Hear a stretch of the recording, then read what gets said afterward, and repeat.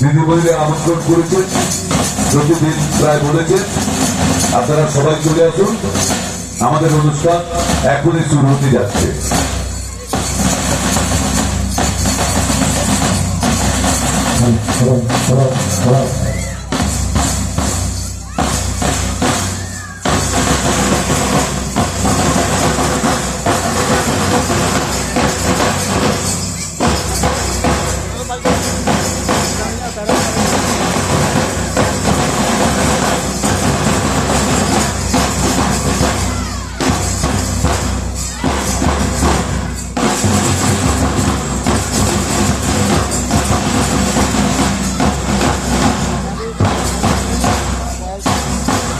hello, আচ্ছা আমাদের